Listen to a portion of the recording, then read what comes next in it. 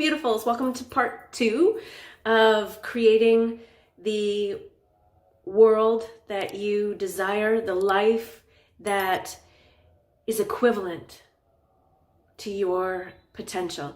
We talked before about the importance of identity, and we talked about a few practices that one can use to help identify how you're stuck based on your identity and what you want as a new identity. And these practices are very helpful, but they can only take you so far. Then why am I talking about identity? Because all of the new identity that you have created, everything that you want to be and think that you are, it's not who you are. You can never be what you think you are, because what you are is beyond thought. You are made of the same matter as the stars, as the universe, and everything in the universe. You are a piece of the cosmos. And that's not a belief. That's an ultimate truth. You can challenge that as many times and as many ways as you want, but it's fact. It's truth. And when we own that we are a piece of the universe, that changes things. Because when we own and accept that we are matter, we are energy. Energy is in connection with itself continually. It is relating and communicating all the time. The beautiful thing about energy is that it's like a magnet, and it is going to communicate with the energy that has the same energetic or very similar energetic signature that is being put out. So if we refuse to accept that we are this magnificent piece of the cosmos, then the energetic signature we are putting out is small, weak, separate, helpless. And that is the experience we're going to attract. That is our experience. That's hardship. That's stuck, right? That's tired.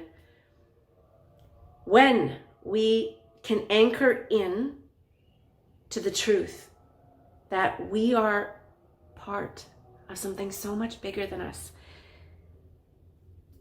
There are many names for that. You can call it God, Creator, Source, Spirit, Consciousness, Universal Energy. The name doesn't matter, but what does matter is owning that, accepting that you are part of that powerful, infinite, creative energy. Now, when you own that, when you accept that, you take that as your identity, well, now you are creating an energetic signature that has access to every potential, every energetic signature that is similar to what you want, what you desire, what you were destined to do. And when you believe it, you will see it. That is so powerful. And from that place, we are empowered beyond imagination. And as we allow ourselves just a little bit to sink into that and declare every day to the universe that we are accepting our magnificence, we are accepting our responsibility as part of this universe, well, that not only helps us create the life we want, but it helps raise consciousness, because energy is always in communication. So when we start changing the way we are, those around us have to change, right? We're different, so they have to relate to us differently. That might mean different things. That might mean that they decide to start owning their magnificence, or they might decide to pull away. However, it still will impact. And the more that we can own our magnificence, that we can own this identity that is ultimate truth. Ultimate truth when we do that, the ripple effect gets bigger and bigger. And that's how we raise the consciousness of the earth. That is how we create a new earth. And the practices that we used before, right? Writing, speaking out loud, creating feeling, are incredibly important to anchor this truth into our being, because we've had years of practice reinforcing the old beliefs and the old patterns of thinking and behaving. So one of the ways we can help anchor this in addition to the writing, the speaking out loud, and the feeling, is to become the observer, right? Start watching our thoughts and our behaviors, and to continually ask ourselves, am I thinking, acting, feeling the way that an infinite piece of the cosmos would act or feel? And when the old patterns are there and alive, resist the urge to judge them, because that will just reinforce the old beliefs you have about yourself. Instead, compassionately readjust and understand that, yeah, these are going to come up, but you choose something differently. And in that very moment that you become aware, that's when you own the power.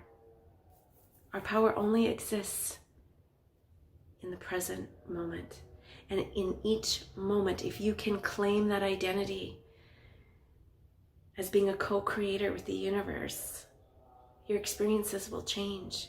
In addition to the mindfulness, right, that observing, finding the stillness, is grounding. So if you don't know what grounding is, it's connecting your energy to the earth. And we as physical vessels are this amazing transformer receiver.